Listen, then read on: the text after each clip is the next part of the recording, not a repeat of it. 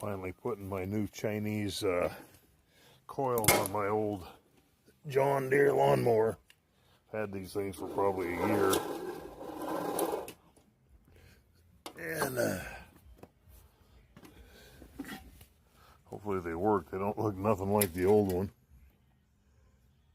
But I've heard that these old ones had these skinny, tall ones had a failure rate, so we'll see.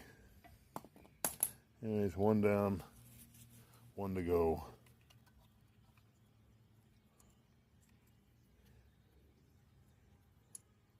I use an old Marlboro, expired Marlboro cigarette coupon to space them out.